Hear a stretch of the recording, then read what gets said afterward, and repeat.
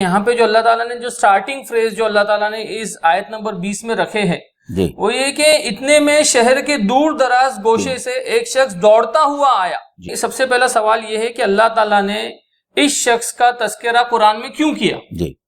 اللہ کے نزدیک ایسی اس کے اندر کیا خاص بات تھی کہ اس کی لائف کو اللہ تعالیٰ نے قرآن میں رکھا ہے؟ دیکھیے، ہم کو یہ بات سمجھنا پڑے گا کہ ہم نماز کے اندر جا بجا اللہ سے دعا کرتے ہیں ہدایت کے لیے، اور پھر یہ کہتے ہیں کہ اللہ تعالیٰ ان لوگوں کے راستے پہ چلا جن پر تیرا انعام نازل ہوا، اور اس کے جواب میں اللہ تعالیٰ کیا کرتے ہیں؟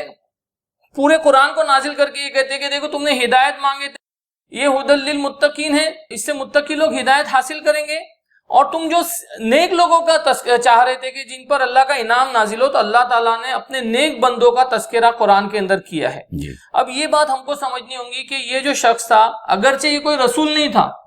لیکن اس کے باوجود اللہ تعالیٰ کو اس کی لائف اور اس کے لائف کے اندر جو ڈیڈز اس نے کیا وہ اتنے زیادہ پسند آئے کہ اللہ تعالیٰ نے اپنی کتاب میں اس کا تذکرہ کیا۔ مطلب he is like a hero, unknown hero, مطلب اس شخص کی آئیڈینٹی ہم کو نہیں پتا، لیکن اللہ تعالیٰ نے اس کے ٹریڈز بتا دیے، اس کی صفات بتا دیے، اور اصل چیز جو یہاں سے آگے جب ہم پڑھیں گے تو یہی لینے کی ہے کہ اس میں ایسی کیا خاص بات تھی کہ اللہ تعالیٰ نے اس کا تذکرہ یہاں پہ اپنی مقدس کتاب میں کیا، تاکہ قیامت تک لوگ اس کی لائف سے انسپیریشن لے، اس کو اپنا آئیڈیل، اپنا ہیرو مانے۔ بھائی ہو بہو یہی بات جو ہے سورہ مومن کے اندر ملتی ہے، وہاں وہ مومن جو ہے وہ آئیڈینٹیفائی نہیں کیا گیا ہے۔ یہ جنت میں ہی ہم کو وہ پتا چلے گا کہ وہ شخص کون تھا انشاءاللہ،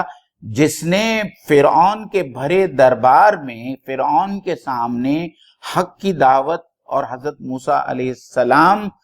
کی پیروی کی اور ان کی مدافعت کی اور ان کے حق کے بارے میں دلائل لوگوں کے سامنے پیش کیے، حالانکہ وہ جانتا تھا کہ یہ کرنے کی پاداش میں اس کو ختم کر دیا جائے گا، لیکن اس اندیشے کے باوجود جو ہے اس نے اس کی ذرا بھر بھی پرواہ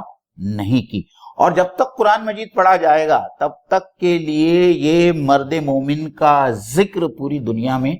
ہوتا رہے گا۔